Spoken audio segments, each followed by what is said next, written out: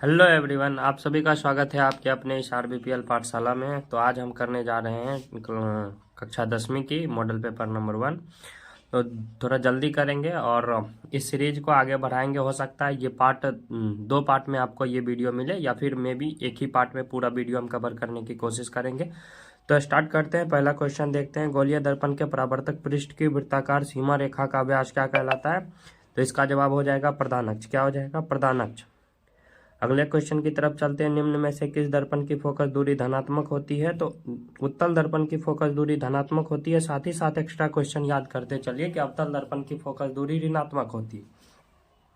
अगले क्वेश्चन की तरफ चलते हैं। किस वर्ण का तरंग दैर्घ्य सबसे बड़ा होता है? तो सबसे बड़ा तरंग दैर्घ्य किसका होता है? किसको हम ज्यादा दूर तक देख सकते हैं, ज्यादा दूरी से देख सकते हैं? तो आंसर हो जाएगा लाल। और सबसे कम तरंग दैर्घ्य किसका हो जाएगा? बैगनी का। एक्स्ट्रा क्वेश्चन याद करते चलिए, आगे अगर जो क्वेश्चन मिलता है एग्जाम में तो आप उसको भी कर सकते हैं।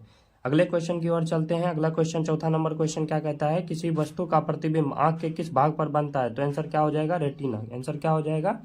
रेटिना। अगले क्वेश्चन की तरफ चलते हैं। ध्यान दीजिएगा अगले क्वेश्चन पे, जस्ट अ मिनट वेट।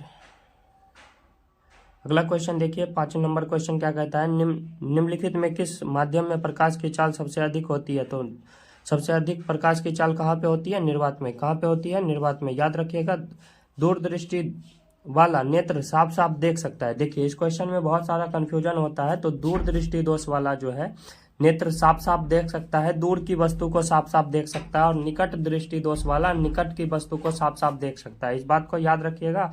आगे बढ़ते हैं। एक अभिसारी किरण पुंज समतल दर्पण पर आपतित होती है। अभिसारी और अपसारी में बहुत बच्चे को कंफ्यूजन होता है। इस चीज के लिए मैं आपको एक छोटा सा ट्रिक दे देता हूँ, आपको जिंदगी भर याद रहेगा। ध्यान दीजिएगा। सपोज दैट यहाँ से एक किरण पास की और वो जो है ऊपर की ओर बढ़ रही है। तो देखिए ऊपर की ओर बढ़ रही है, दैट मीन्स अप हो रहा है। और अप से याद रख लीजिएगा कि अपसारी किरण पुंज, यानी कि कोई किरण पुंज जो है एक बिंदु स्रोत से निकलकर फैलती चली जाए तो उसे अपसारी किरण पुंज कहते हैं। और अभिसारी किरण पुंज क्या होता है? जो किसी बिंदु स्रोत पर आके मिले तो उसको अभिसारी कहते हैं। जस्ट उसका उल्टा। तो क्वेश्चन क्या किया है? समतल दर्पण पर आपतित होती है तो परावर्तित किरण पुंज क्या हो जाएगा? तो परावर्तित किरण पुंज कैसा हो जाएगा? समांतर हो जाएगा। कैसा हो जाएगा? समांतर हो जाएगा। अगले क्वेश्चन की तरफ चलते हैं। देखिए 8वां नंबर क्वेश्चन। 8वां नंबर क्वेश्चन क्या कहता है? यदि एक प्रिज्म से एक वर्णी किरण गुजारे तो इसका क्या नहीं होगा?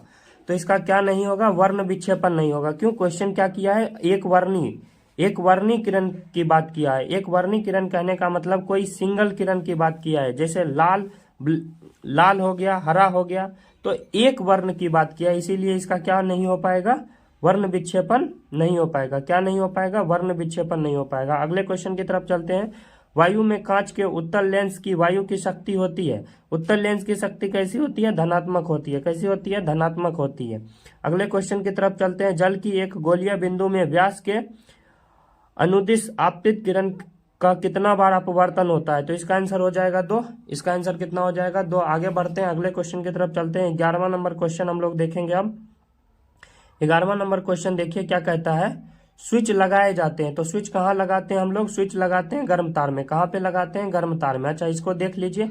गर्म तार का रंग कैसा होता है? लाल। गर्म तार का रंग कैसा होता है? लाल।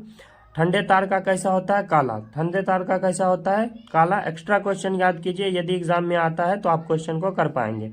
और भू योजित तार का रंग कैसा होता है? हरा। भू योजित तार का रंग कैसा होता है? हरा। कैसा होता है? हरा। याद रखिएगा इस क्वेश्चन को। अगले क्वेश्चन की तरफ चलते हैं। जूल पर कूलम कहलाता है। जूल पर कूलम क्या कहलाता है? 1 जूल पर 1 कूलम बराबर क्या कहलाता है? वोल्ट कहलाता है। क्या कहलाता है? वोल्ट कहलाता है। अगले क्वेश्चन की तरफ चलते हैं। अगला क्वेश्चन क्या कहता है? चुंबकीय क्षेत्र का ऐसा ही मात्रक होता है। ध्यान दीजिएगा, चुंबकीय क्षेत्र बोला है, ना कि चुंबकीय फ्लक्स। याद रखिएगा, यदि चुंबकीय फ्लक्स बोलता है तो वेबर टिक करेंगे, और यदि चुंबकीय क्षेत्र बोलता है तो टेस्ला टिक करेंगे। क्या टिक करेंगे? टेस्ला। क्या आंसर हो जाएगा? टेस्ला। चुंबकीय क्षेत्र का ऐसा मात्रक क्या हो जाएगा? टेस्ला हो जाएगा। अगले क्वेश्चन की तरफ चलते हैं।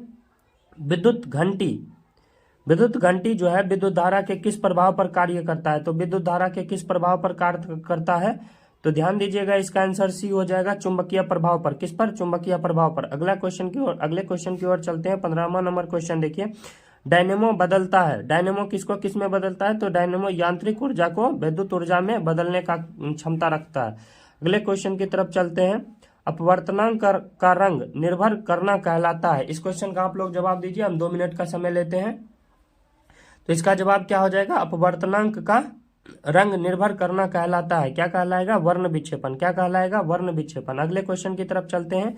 एक मोटर कार, मोटरसाइकिल बोल सकते हैं, एक मोटरसाइकिल के पश्चदर्शी दर्पण में बना प्रतिबिंब होता है, कैसा होता है? वस्तु से छोटा। कैसा होता है? वस्तु से छोटा। अगले क्वेश्चन की ओर चलते हैं, ध्यान दीजिएगा अगले क्वेश्चन पे। 18वां नंबर क्वेश्चन देखिए। 18वां नंबर क्वेश्चन क्या कहता है?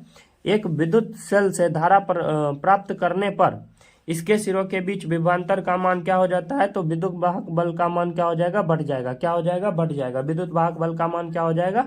बढ़ जाएगा। अगले क्वेश्चन की तरफ चलते हैं। एक अवतल दर्पण के ध्रुव एवं फोकस के ठीक मध्य स्थित बिंब के लिए आवर्धन होगा, कितना होगा? 2 होगा। कितना होगा? 2 होगा। याद रखिएगा इस क्वेश्चन को। अच्छा, अगला क्वेश्चन क्या कहता है? जीवाश्म ईंधन के जलने से किनके ऑक्साइड मिलते हैं? ऑक्साइड क्या होता है? कोई भी तत्व जब ऑक्सीजन से अभिक्रिया कर लेता है तो उसको ऑक्साइड बोलते हैं। तो देखिए, जीवाश्म ईंधन से सल्फर डाइऑक्साइड मिलता है, कार्बन डाइऑक्साइड मिलता है, नाइट्रोजन। यानी कि मेरा जवाब क्या हो जाएगा? Option number D. क्या हो जाएगा? ऑप्शन नंबर डी, इनमें से सभी। अगले क्वेश्चन की तरफ चलते हैं।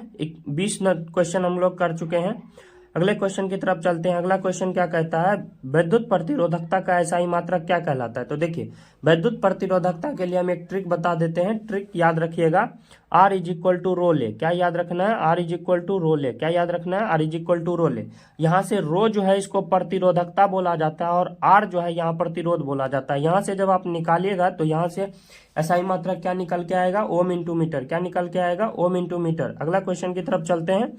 विद्युत चुंबकीय फ्लक्स का परिवर्तन की दर का एसआई मात्रक क्या कहलाता है? देखिए, अभी तुरंत थोड़ी देर पहले हमने आपको समझाया कि चुंबकीय फ्लक्स का एसआई मात्रक जब आएगा तो क्या मार के आएंगे? वेबर। क्या मार के आएंगे?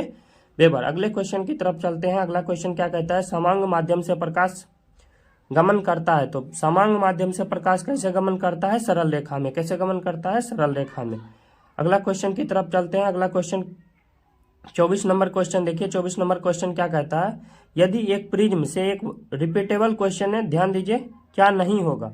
तो क्या नहीं होगा? वर्ण विक्षेपण नहीं होगा। क्या नहीं होगा? वर्ण विक्षेपण नहीं होगा। अगला क्वेश्चन पे ध्यान देते हैं। अगला क्वेश्चन क्या कहता है? प्रत्येक इलेक्ट्रॉन का ऋणात्मक आवेश होता है, कितना होता है? इलेक्ट्रॉन पर कितना आवेश होता है? 1.6 × 10⁻⁻19 कूलम। सेम चार्ज जो होता है, सेम आवेश जो होता है प्रोटॉन पर भी होता है। सेम आवेश जो होता है प्रोटॉन पर भी होता है, बस ये धनात्मक में होता है। इस बात को याद रखिएगा। अगला क्वेश्चन पे चलते हैं। अगला क्वेश्चन क्या कहता है? एक घोल नीले लिटमस पत्र को लाल कर देता है तो घोल का पीएच मान क्या हो सकता है? तो ध्यान दीजिए, इस क्वेश्चन का जवाब के लिए मैं आपको एक ट्रिक बता देता हूं। अनिल। क्या? अनिल। याद रख लीजिएगा, अनिल। देखिए, अम्ल जो है नीले रंग को लाल में कन्वर्ट कर देता है। नीले लिटमस पत्र को किस में कन्वर्ट कर देता है? लाल में कन्वर्ट कर देता है। किस में कन्वर्ट कर देता है? लाल में। तो देखिए, और अम्ल का जो पीएच मान होता है 7 से क्या होता है? कम होता है। अम्ल का पीएच मान 7 से क्या होता है? कम होता है। तो इससे हम बता सकते हैं कि मेरा ऑप्शन क्या जाएगा? ए जाएगा। क्या जाएगा? ए जाएगा। अगले क्वेश्चन की तरफ चलते हैं। अगला क्वेश्चन क्या कह रहा है? लोहे का परमाणु संख्या कितना होता है? जल्दी बताइए, बिना ऑप्शन के बता सकते हैं इसका जवाब आप लोग। तो इसका जवाब क्या हो जाएगा? Option number B. लोहे का परमाणु संख्या कितना होता है? 26 होता है। कितना होता है? 26 होता है। अगला क्वेश्चन की तरफ चलते हैं। सल्फर परमाणु बाह्यतम कक्षा में इलेक्ट्रॉनों की संख्या होती है। तो सल्फर परमाणु के बाह्यतम कक्षा में कितने इलेक्ट्रॉन होते हैं? 6। एक ट्रिक मैं बता दे रहा हूँ। जो जिस ग्रुप से, जो जिस वर्ग से, यदि आपको वर्ग की थोड़ी सी भी जानकारी है आवर्त सारणी की, तो आप उस तत्व के वर्ग में चले जाइएगा और पता कर लीजिएगा कि किस वर्ग से है। अगर जो पी ब्लॉक से बिलोंग कर रहा है और और उसका वर्ग, जैसे सपोज दैट सल्फर का वर्ग जो है 16 है, तो हम 10 माइनस कर लेंगे तो हमारा जवाब क्या आ जाएगा? मेरा जवाब आ जाएगा 6। यानी कि सल्फर के बाह्यतम कोश में कितना हो जाएगा? 6 हो जाएगा। कितना हो जाएगा? 6। आगे हम अगर जो क्लास लेते हैं तो हम इसमें अच्छे से आपको डिटेल से ये सारी बातें समझा देंगे। अभी आप इस अगले क्वेश्चन पे चलते हैं। अभी हम चलिए अगला क्वेश्चन देखिएगा ध्यान से। अगला क्वेश्चन क्या कहता है? एल्युमिनियम पर मोटी ऑक्साइड की परत बनने की प्रक्रिया को क्या कहते हैं? एल्युमिनियम पर मोटी ऑक्साइड परत बनने की प्रक्रिया को क्या कहते हैं? एनोडीकरण कहते हैं। क्या कहते हैं? एनोडीकरण कहते हैं। अगला क्वेश्चन देखिएगा।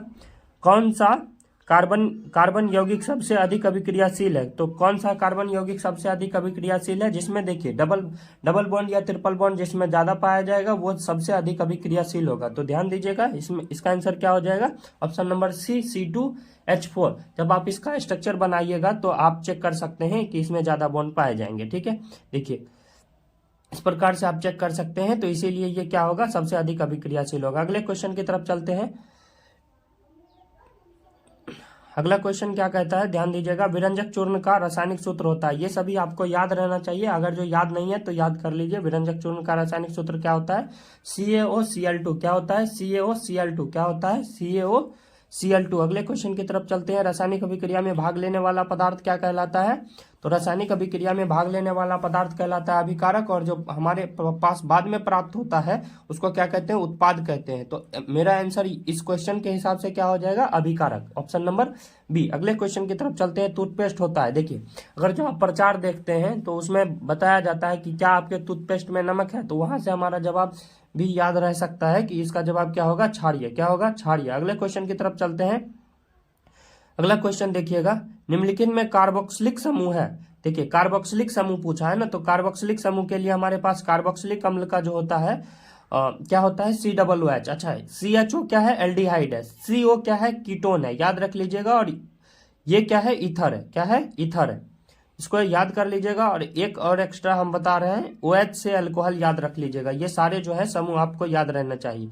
अगला क्वेश्चन की तरफ चलते हैं। निम्नलिखित में किस कारण अम्ल वर्षा होती है? निम्नलिखित में किसके कारण अम्ल वर्षा होती है? तो देखिए SO2 और NO2 के कारण अम्ल वर्षा होती है। तो इसका ऑप्शन क्या हो जाएगा? Option number C. अगले क्वेश्चन की तरफ चलते हैं। निकेल का परमाणु संख्या कितना होता है? तो निकेल का परमाणु संख्या 28 होता है। अगले क्वेश्चन की तरफ चलते हैं, ध्यान दीजिएगा।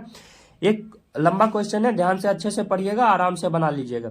एक जांच परख नली में लिए गए विलयन के लोहे की कील को डुबाया गया है। ठीक है, लोहे की कील को यानी कि Fe को डुबाया गया है, Fe के टुकड़े को डुबाया गया है। आधे घंटे के बाद देखा गया कि विलयन का रंग परिवर्तित हो चुका है। यह जांच परख नली में विलयन था, तो विलयन किसका होगा? ध्यान दीजिएगा, लोहे का टुकड़ा डुबाया गया है। तो इसीलिए जो आप अगर जो कक्षा 10वीं की पहला चैप्टर आपने पढ़ा है रासायनिक अभिक्रिया वाला, तो उसमें जो है CuSO4 के विलयन में ये टुकड़ा डाला जाता है तो रंग उसका बदल जाता है, तो याद रखिएगा। ठीक, अगले क्वेश्चन की तरफ चलते हैं। एथेनॉल को सांद्र H2SO4 के साथ गर्म करने पर निम्नलिखित में कौन सी गैस बनती है? तो इसका जवाब आप लोग बताइए। तो इसका जवाब क्या हो जाएगा? C2H4। क्या हो जाएगा? C2H4। क्या हो जाएगा? C2H4। अगले क्वेश्चन की तरफ चलते हैं। हीरा निम्नलिखित में किस तत्व का अपर रूप है? हीरा किसका अपर रूप है? कार्बन का। किसका? कार्बन का। अगले क्वेश्चन की तरफ चलते हैं। अगला क्वेश्चन देखिएगा, अगला क्वेश्चन 40 नंबर देखिए। 1 ग्राम सोने से कितना लंबा तार खींचा जा सकता है? कितना लंबा तार बनाया जा सकता है? तो 2 किलोमीटर का लंबा तार बनाया जा सकता है। कितना लंबा तार बनाया जा सकता है? 2 किलोमीटर लंबा तार बनाया जा सकता है। अगले क्वेश्चन पे चलते हैं। निम्नलिखित यौगिक में कौन जल में विलय है? तो कौन जल में विलय है? ग्लूकोज। कौन जल में विलय है? ग्लूकोज। अगले क्वेश्चन की तरफ चलते हैं। निम्नलिखित में कौन अम्लगम है? निम्नलिखित में कौन अम्लगम है? तो याद रखिएगा, पारा में जो भी यदि पारा में कोई भी धातु जो है घुलनशील होता है तो घुला हुआ या मिला हुआ होता है तो उसको क्या बोलते हैं? अम्लगम बोलते हैं। क्या बोलते हैं? अम्लगम बोलते हैं। तो इस क्वेश्चन का आंसर क्या हो जाएगा? Option number D. अगले क्वेश्चन की ओर चलते हैं। एथिलीन का IUPAC नाम क्या होगा? तो एथिलीन का IUPAC नाम क्या हो जाएगा? जल्दी बताइए, एथिलीन का IUPAC नाम क्या हो जाएगा? एथिलीन का IUPAC नाम क्या हो जाएगा? एथीन। क्या हो जाएगा? एथीन। 44वें नंबर क्वेश्चन पे चलते हैं। 44 नंबर क्वेश्चन पे चलते हैं, देखते हैं क्या कहता है क्वेश्चन कह रहा है कि ब्यूटेनॉन का अनुसूत्र ये है, तो इसका क्रियाशील समूह क्या होगा? तो इसका क्रियाशील समूह क्या हो जाएगा? कीटोनिक हो जाएगा। अच्छा, इसको पहचानने का सिंपल सा तरीका मैं आपको बता दे रहा हूं। देखिए, अंतिम में उच्चारण कीजिए। अंतिम में जब उच्चारण कीजिएगा तो ब्यूटेनोन, ओन क्या आ रहा है? ओन आ रहा है। और कीटोन जब पढ़ते हैं तो उसमें भी ओन आ रहा है, तो वहां से हम उस ट्रिक से कर सकते हैं कि कीटोनिक होगा। क्या होगा? कीटोनिक होगा। अगले क्वेश्चन की तरफ चलते हैं, ध्यान दीजिएगा। एल्काइल में कार्बन कार्बन के बीच एल्काइन बोला है। एल्केन, एल्कीन, एल्काइन होता है। ध्यान दीजिएगा, एल्केन में सिंगल बॉन्ड होता है, एल्कीन में डबल बॉन्ड होता है, और एल्काइन में ट्रिपल बॉन्ड होता है। यानी कि कितना हो जाएगा? कार्बन कार्बन के बीच सहसंयोजक बंधनों की संख्या 3 हो जाएगा। अगले क्वेश्चन पे चलते हैं। अगला क्वेश्चन देखिए, सिनेबार किस धातु का अयस्क है? तो सिनेबार किसका है? पारा का। किसका है? पारा का। अगले क्वेश्चन की तरफ चलते हैं। 47 नंबर क्वेश्चन देखेंगे हम लोग। 47 नंबर क्वेश्चन क्या कहता है, सल्फाइड गैस का सांद्रण निम्नलिखित में किस विधि द्वारा किया जाता है। तो सल्फाइड गैस का सांद्रण जो है फेन उत्प्लवन विधि द्वारा किया जाता है। किस विधि द्वारा किया जाता है, फेन उत्प्लवन विधि द्वारा किया जाता है। फटाफट करेंगे, 30 मिनट के अंदर हम ये पूरा 80 क्वेश्चन ट्राई करेंगे कि खत्म कर लें। आपका फटाफट रिविजन होगा, आपको मन होगा तो 2x की स्पीड पे भी आप इसको देख सकते हैं, कोई फर्क नहीं पड़ता, ठीक है, यदि आपकी समझने की क्षमता ज्यादा है तो। ध्यान दीजिएगा अगले क्वेश्चन पे। अगला क्वेश्चन क्या कहता है, जल के वैद्युत अपघटन से कैथोड पर कौन सा गैस मुक्त होता है। इसके लिए एक ट्रिक याद रख लीजिएगा, कैथोड, ध्यान से सुनिएगा, इसका मैं अपोजिट ट्रिक बता रहा हूं, LON करके आप एक ट्रिक याद रखिए। L से होता है लेफ्ट, मतलब कि बाएं साइड, O से ऑक्सीकरण, A से एनोड और N से निगेटिव पार्ट यानी कि ऋणात्मक पार्ट। आप इसका उल्टा करिए तो कैथोड पर देखिए, कैथोड पर कौन सा गैस मुक्त होगा, कैथोड जो होता है इसके हिसाब से इस ट्रिक के अपोजिट जो होगा, कैथोड जो होगा पॉजिटिव होगा। क्या होगा, पॉजिटिव होगा। और कैथोड यदि पॉजिटिव है तो जो टूटने के बाद जो है पॉजिटिव वाला तत्व होगा जल में, वो कैथोड पे मुक्त होगा। कौन कैथोड पे मुक्त होगा, तो उस हिसाब से हाइड्रोजन गैस। कौन मुक्त होगा, हाइड्रोजन गैस। अगले क्वेश्चन की तरफ चलते हैं। 49 नंबर क्वेश्चन देखते हैं। 49 नंबर क्वेश्चन में क्या कहता है, निम्नांकित में कौन सा तत्व सबसे अधिक अधात्विक गुण वाला है। तो सबसे अधिक अधात्विक गुण वाला कौन होगा, नाइट्रोजन। कौन होगा, नाइट्रोजन। अगले क्वेश्चन की तरफ चलते हैं। अगला क्वेश्चन क्या कहता है, अगला क्वेश्चन कहता है नीला थोथा या तूतिया का रासायनिक सूत्र क्या है। तो नीला थोथा का रासायनिक सूत्र क्या हो जाएगा, देखिए सिंपल सा क्वेश्चन है। नीला थोथा का रासायनिक सूत्र क्या हो जाएगा, CuSO4 इंटू 5H2O। क्या हो जाएगा, CuSO4 इंटू 5H2O। इसको ब्लू विट्रॉल भी इंग्लिश में बोला जाता है, याद रखिएगा। इसको क्या बोला जाता है, ब्लू विट्रॉल। क्या बोला जाता है, ब्लू विट्रॉल। आगे क्वेश्चन देखते हैं। प्रदूषण मुक्त ऊर्जा स्रोत है। तो देखिए, यानी कि बोल रहा है कि कौन कौन सो जो ऊर्जा स्रोत है जो कि प्रदूषण मुक्त है, जिससे प्रदूषण नहीं होगा। तो देखिए, जल वैद्युत ऊर्जा से प्रदूषण नहीं होता है किसी भी प्रकार का, पवन ऊर्जा से नहीं होता है, सौर ऊर्जा से भी नहीं होता है। तो इसका आंसर क्या जाएगा, इसका आंसर हो जाएगा ऑप्शन नंबर डी। क्या हो जाएगा, ऑप्शन नंबर डी। अगले क्वेश्चन की तरफ चलते हैं। निम्नांकित में किस हाइड्रोकार्बन में कार्बन कार्बन के बीच 3 आबंध है। तो देखिए, 3 आबंध चेक करने के लिए यदि एल्काइन चेक करेंगे, अभी तुरंत हम थोड़ी देर पहले आपको बताए थे। तो एल्काइन का समूह कैसे चेक किया जाता है, तो जितना कार्बन मौजूद है हाइड्रोजन उससे 2 कम होगा, ठीक है, उसके 2 गुने से 2 कम होगा। कितना, उसके 2 गुने से 2 कम। तो देखिए इसमें चेक करते हैं, तो 3 दूनी 6 और 6 में से 2 गया तो 4 बचा, यानी कि ऑप्शन नंबर बी जो होगा इसका सही हो जाएगा। ऑप्शन नंबर बी जो होगा इसका सही हो जाएगा, C3H4। आगे बढ़ते हैं, अगले क्वेश्चन पे ध्यान देते हैं। अगला क्वेश्चन क्या कहता है, निम्नांकित में से कौन सा यौगिक एरोमेटिक यौगिक है। एरोमेटिक कहने का मतलब जो रिंग की तरह बन जाए, जो रिंग की तरह बन जाए। तो इसमें ऑप्शन नंबर सिर्फ और सिर्फ कौन है, बेंजीन। Option number D. क्या हो जाएगा, ऑप्शन नंबर डी, सॉरी, ध्यान दीजिएगा अगला क्वेश्चन पे। अगला क्वेश्चन क्या कहता है, उच्च वसीय अम्लों के सोडियम लवण क्या कहलाते हैं। तो उच्च वसीय के अम्लों के सोडियम लवण क्या कहलाते हैं, साबुन कहलाते हैं। क्या कहलाते हैं, साबुन कहलाते हैं। अगले क्वेश्चन पे चलते हैं। एक कक्षा में इलेक्ट्रॉनों की अधिकतम संख्या होती है, एक कक्षा में अधिकतम इलेक्ट्रॉनों की संख्या कितनी होती है, 2 to the power 2 n to the power 2 होगा। क्या हो जाएगा, 2 n टू द पावर 2। याद रख लीजिएगा इसको। अगला क्वेश्चन क्या कहता है, अगला क्वेश्चन कहता है साइटोन का आकार कैसा होता है। तो अगर जो आपने 5वां चैप्टर पढ़ा हुआ है, भारतीय भवन के हिसाब से मैं बता रहा हूँ, भारतीय भवन के बुक के हिसाब से, अगर जो आपने 5वां चैप्टर पढ़ा हुआ है बायोलॉजी का, तो आपको पता होगा कि साइटोन का आकार कैसा होता है, तारा का क्या आकार का होता है। अगले क्वेश्चन की तरफ चलते हैं हम लोग। 57 नंबर क्वेश्चन देखते हैं। 57 नंबर क्वेश्चन क्या कहता है, 57 नंबर क्वेश्चन कहता है कि कौन पादप हार्मोन नहीं है। तो इनमें से कौन पादप हार्मोन नहीं है। तो देखिए, पादप हार्मोन इसमें ऑक्सीटोसिन नहीं है। और आपको यदि याद नहीं होता है तो 5 जो होते हैं, ऑक्सिन, जिब्रेलिन, साइटोकाइनिन और एब्सिसिक एसिड और एथिलीन जो है, ये सारे के सारे पादप हार्मोन है। और ऑक्सीटोसिन जो है पादप हार्मोन नहीं है, याद रख लीजिएगा, ऑक्सीटोसिन पादप हार्मोन नहीं है। अगला क्वेश्चन देखते हैं, यूरिया रक्त में कहां से प्रवेश करता है। तो यूरिया हमारे रक्त में कहां से प्रवेश करता है, यकृत से। कहां से, यकृत से। कहां से, यकृत, यानी कि लिवर इसको इंग्लिश में बोलते हैं। याद रखिएगा, क्या बोलते हैं, लिवर बोलते हैं। क्या बोलते हैं, लिवर बोलते हैं। अगले क्वेश्चन की ओर चलते हैं। निम्नलिखित में कौन सी पारिस्थितिक तंत्र एक जैव घटक, देखिए जैव कहने का मतलब यानी कि जिसमें कभी ना कभी जीवन रहा हो या जीवन है मौजूद, तो उसको हम जैव घटक बोलते हैं। देखिए, क्या तापमान में जीवन होता है? जवाब है नहीं। वायु में जीवन होता है? नहीं।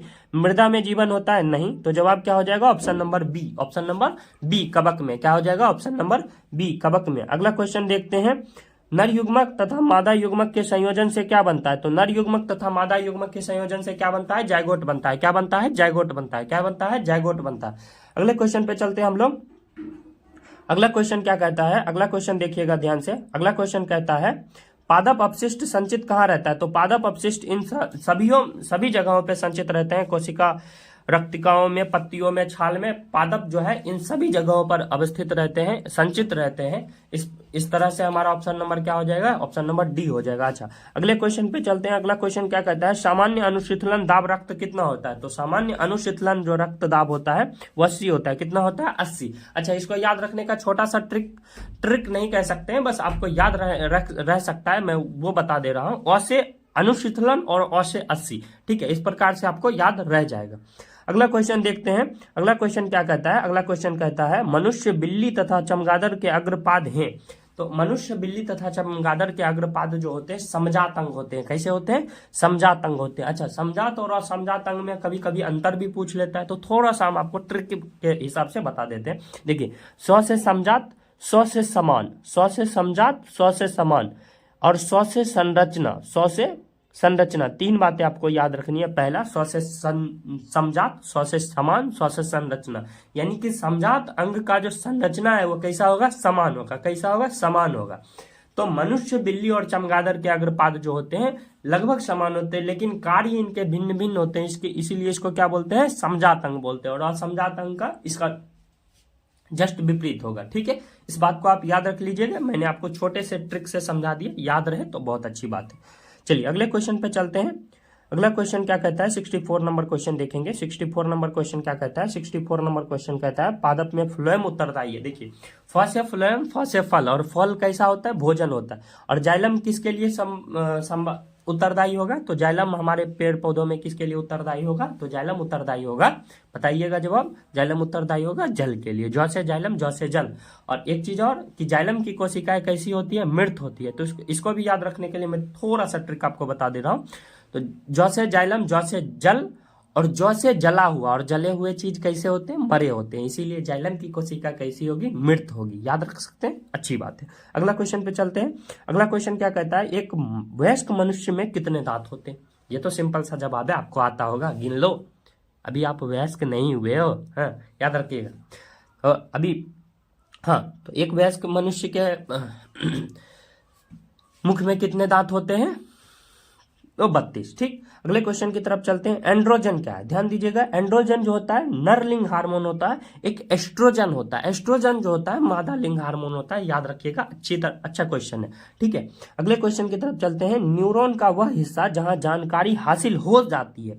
तो जानकारी जो है क्या यहाँ पे होता है? क्या तंत्रिकाक्ष में होता है? जवाब है नहीं। तो कहाँ पे होता है? तो होता है डेंड्राइटस में। तो हम देखते हैं डेंड्राइटस मिलता है क्या? ऑप्शन, हाँ, डेंड्राइट है। तो इसका क्या हो जाएगा? Option number C, dendrite. क्या हो जाएगा? Option number C, dendrite. अगले क्वेश्चन की तरफ चलते हैं। अगला क्वेश्चन क्या कहता है? आनुवांशिकता का सिद्धांत किसने प्रतिपादित किया था? आनुवांशिकता का सिद्धांत हमारे मेंडल साहब ने दिया था, और उन्होंने मटर पे बहुत सारा रिसर्च करके हमें आनुवांशिकता के सिद्धांत के बारे में समझाया था। भले ही उनके बारे में कुछ दिनों तक चर्चा नहीं हुई, बस बाद में इनको बहुत ज्यादा वैल्यू दी गई थी। ठीक है, आगे चलते हैं। प्रकाश संश्लेषण की प्रकाश अभिक्रिया किस पर निर्भर करती है? तो प्रकाश संश्लेषण की प्रकाश अभिक्रिया जो है सभी पर निर्भर करेगी। ध्यान दीजिएगा इस क्वेश्चन में, गलती नहीं कीजिएगा। सूर्य की रोशनी पे सिर्फ निर्भर नहीं करती है। यदि जल कम होगा तो भी निर्भर करेगा, क्लोरोफिल की मात्रा कम होगी तो भी निर्भर करेगा। यानी कि सूर्य की रोशनी पर, जल पर, क्लोरोफिल सभी पर निर्भर करती है प्रकाश रासायनिक अभिक्रिया। ठीक है, अच्छा अगला क्वेश्चन देखते हैं। अगला क्वेश्चन क्या कहता है? गुर्दा यानी कि किडनी, गुर्दा यानी कि किडनी उत्पादित मूत्र मूत्राशय में जाता है। देखिए ध्यान दीजिएगा, मूत्र मार्ग किसको कहते हैं, मैं थोड़ा सा फिगर आपको बना के समझाता हूँ। मूत्र मार्ग इसको कहते हैं, ध्यान दीजिएगा, मूत्र मार्ग जहां से हमारा मूत्राशय से मूत्र जो है बाहर हमारे शरीर के बाहर निकलता है, इसको हम मूत्र मार्ग कहते हैं। क्या कहते हैं, मूत्र मार्ग कहते हैं। तो क्या यहाँ से संचित होता है हमारे मूत्राशय में, जवाब है नहीं, यानी कि ऊपर से आता है, किडनी से आता है। अच्छा किडनी से आता है तो इस जगह को कहते क्या है, क्या कहते हैं, मूत्रवाहिनी। क्या कहते हैं, मूत्रवाहिनी। तो इस फिगर से आप लोग याद रख सकते हैं कि गुर्दे में उत्पादित मूत्र जो है मूत्राशय में कहां से संचित होता है, मूत्रवाहिनी से। कहां से, मूत्रवाहिनी से। अगले क्वेश्चन पे चलते हैं। अगला क्वेश्चन क्या कहता है, ध्यान दीजिएगा, अगला क्वेश्चन कि रक्त क्या है। अगला क्वेश्चन क्या कहता है, रक्त क्या है। तो रक्त एक प्रकार का आपको पता ही होगा, रक्त एक प्रकार का क्या है, तरल संयोजी ऊतक है। अगले क्वेश्चन पे चलते हैं कि फूल का नर प्रजनन अंग कौन सा है। फूल का नर प्रजनन अंग कौन सा है, पुंकेसर है। कौन सा है, पुंकेसर। कौन सा, पुंकेसर। याद रखने के लिए पू से पुंकेसर, पू से पुरुष, यानी कि समझ आ गया, सॉरी पुरुष, ठीक है, याद रख सकते हैं। अगले क्वेश्चन पे चलते हैं। अगला क्वेश्चन क्या है, द ओरिजिन ऑफ स्पीसीज किनके द्वारा लिखा गया है। जल्दी बताइए, द ओरिजिन ऑफ स्पीसीज किनके द्वारा लिखा गया है। आप लोग के लिए जवाब है चार्ल्स डार्विन। क्या हो जाएगा, सॉरी चार्ल्स डार्विन। क्या हो जाएगा, चार्ल्स डार्विन। मानव आहार नाल का सबसे लंबा भाग कौन सा है। मानव आहार नाल का सबसे लंबा भाग क्या इन दोनों ऑप्शन में से है, जवाब है नहीं। अगला क्या हो जाए, देख लेते हैं। अगला ऑप्शन क्या है, अगला ऑप्शन क्या है, अगला ऑप्शन है छोटी आंत। हाँ जवाब है, सही बात है, छोटी आंत। छोटी आंत की लंबाई आपको पता होना चाहिए। अगला क्वेश्चन देख लेते हैं। अगला क्वेश्चन, निम्न में से कौन मादा जनन तंत्र का भाग नहीं है। मादा जनन तंत्र का भाग नहीं है, सॉरी थोड़ा सा स्पीड के कारण इधर उधर भटक जाते हैं, इसके लिए सो सॉरी, ध्यान दीजिएगा। तो क्या बोल रहा है, हाँ तो हमारा जवाब क्या हो जाएगा, शुक्रवाहिनी। क्या हो जाएगा, सॉरी शुक्रवाहिका। क्या हो जाएगा, शुक्रवाहिका। इंग्लिश में इसको क्या कहते हैं, वास्ट डिफरेंस कहते हैं। क्या कहते हैं, वास्ट डिफरेंस कहते हैं। अगले क्वेश्चन पे चलते हैं। अगला क्वेश्चन क्या कहता है, अगला क्वेश्चन कहता है किस जीव में हीमोग्लोबिन नहीं पाया जाता है। तो किस जीव में हीमोग्लोबिन नहीं पाया जाएगा, तो मक्खी में। तो इनमें से जवाब है मक्खी। आप एक मक्खी को मार के ट्राई कर लीजिएगा, कभी कभी देखते हैं ना। तो चलिए छोड़िए, हटाइए उस बात को, आगे अभी मजाक के मूड में नहीं। हाँ अगला क्वेश्चन देखिए। अगला क्वेश्चन क्या कहता है, मनुष्य में श्वेत रक्त कोशिकाओं की जीवन अवधि कितनी होती है। तो वैसे तो 1 सप्ताह का ही होता है, 1 वीक का ही होता है, लेकिन इस ऑप्शन के हिसाब से हम क्या मारेंगे, 12 से 20 दिन। क्या मारेंगे, 12 से 20 दिन। क्या मारेंगे, 12 से 20 दिन। क्या मारेंगे, 12 से 20 दिन। अगला क्वेश्चन पे चलते हैं। 78 नंबर क्वेश्चन क्या कहता है, तो प्रसिद्ध बुक, प्रसिद्ध पुस्तक यानी कि प्रसिद्ध बुक द माइक्रोग्राफी या किसके द्वारा लिखा गया है। बताइए इसका जवाब क्या हो जाएगा, माइक्रोग्राफ या किसके द्वारा लिखा गया है, रॉबर्ट हुक के द्वारा। किसके द्वारा, रॉबर्ट हुक के द्वारा। अगले क्वेश्चन पे चलते हैं। अगला क्वेश्चन क्या कहता है, पौधे और पशुओं की कोशिकाओं के वैज्ञानिक के अध्ययन को क्या कहते हैं। तो क्या कहेंगे, कोशिका विज्ञान। क्या कहेंगे, कोशिका विज्ञान। क्या कहेंगे, कोशिका विज्ञान। अगला क्वेश्चन देखते हैं, सबसे लास्ट क्वेश्चन, हम लोग अंतिम क्वेश्चन पे आ गया और मात्र हम लोगों ने 30 मिनट के अंदर ही सारा 80 क्वेश्चन देख लिया है। तो आप इसे बार बार रिपीट करके देखें। लास्ट क्वेश्चन हम लोग देख लेते हैं, पौधों में भोजन किस रूप में संचित रहता है। तो क्या जवाब हो जाएगा, स्टार्च। क्या हो जाएगा, स्टार्च। क्या हो जाएगा, starch. So thank you so much. आप इस वीडियो को बार बार रिपीट करके देख सकते हैं और ये हमारे चैनल पर सबसे पहला वीडियो होगा। तो लाइक करें, शेयर करें, सब्सक्राइब करें और इसी प्रकार से प्यार बनाते रहें आप सभी और पढ़ाई करते रहे। All the very best, bye bye, take care.